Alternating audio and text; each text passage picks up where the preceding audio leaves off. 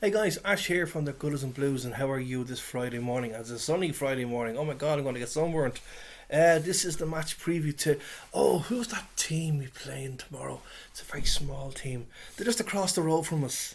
Liverpool, yes, it's the Merseyside derby tomorrow, so it's a very very special day for us, and I think for the first time in God knows how many years, I think we can honestly consider ourselves favourites for this game. Um, I think it's 10 years since we've last beat them. And I think we can be very, very confident going into this game. 100% record in both cup and league competition. Obviously, they had that horrible drubbing by Aston Villa.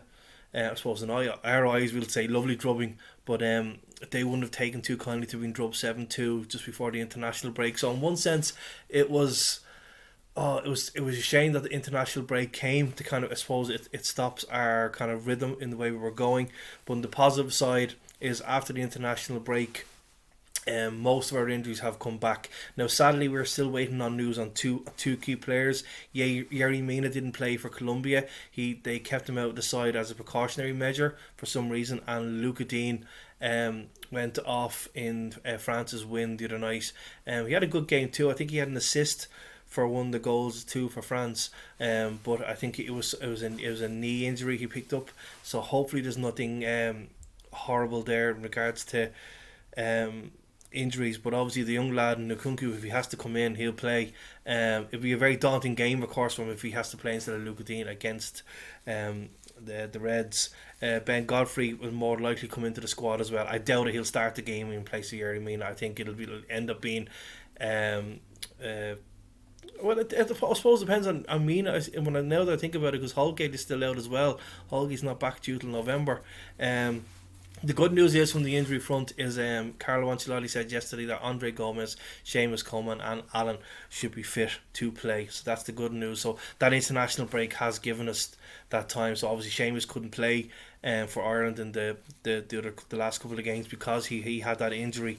So going into the game itself, I think goalkeeping is going to be a big factor here, because we've known already that even though we've had a 100% record, Pickford has made those few mistakes this season already in a number of games, and obviously it's up to him now to make sure he has a great game himself. Never mind the lads with a great game himself, and obviously Alisson is missing for Liverpool, and Adrian didn't have that great as a games against Aston Villa. He made a couple of mistakes as well. So goalkeeping errors and the goalkeepers themselves could play a big part in this game.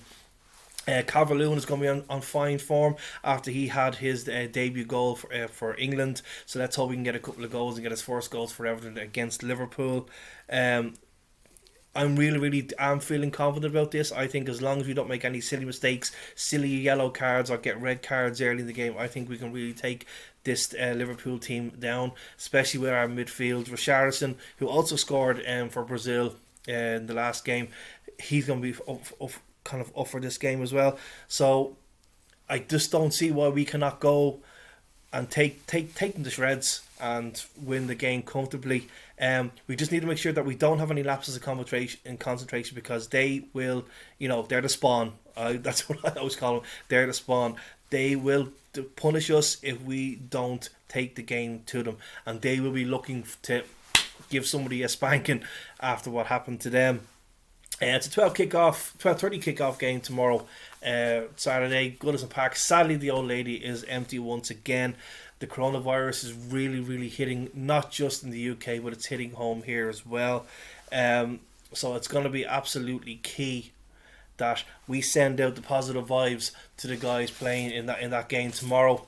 So I think the 10-year wait could be over. Notice popped into my head. I think it was about a week and a half ago, or just after the last run of league games happened. A Liverpool fan was on Radio 5 Live. Now you can take this with a pinch of salt, but he actually believes that there's going to be a 1-2 title finish from Merseyside for this season. He thinks that he doesn't want it to happen, but Everton will be the major contenders to Liverpool's title this season. Let's hope he's right. You know, the two lads on Radio 5 Live, I think they thought he was taking the biscuit, but you just never know. But it's up to us. We need to have that belief that we can go and do it. We've done well so far. We've done well in the Cups. We've beaten Spurs. No one would have thought we would have went away from home first game of the season and beat Spurs. We did that and beat them comfortably, although a 1-0 win. So definitely we can do this. But it's definitely... We can put a fuel on the fire, keep the top of the league burning really, really strong. A quick transfer note, keep an eye out today. King from Bournemouth, apparently his number 7 has been removed from the squad. They're looking to sell him, and Everton apparently are the front runners to get him. I think the deal has to be done today. The deadline is today. But back to tomorrow, I can see us getting a 2-0 win, and a comfortable 2-0 win if we're really, really good, with Dominic Calvert-Lewin and Richarlison getting the goals. I don't care which order for Bunny. I'll do it that Richarlison gets the first goal, then Dominic Calvert-Lewin gets the second. So hopefully Pickford can keep us cool, no mistakes, and it's 3 points for Everton. Keep us going at the top of the table. Don't forget, guys, who's in the Fantasy Football League, don't forget you may have made changes since the last game with injuries and so forth, like I had to do. Make sure you get back into your fantasy football and change what you need to do.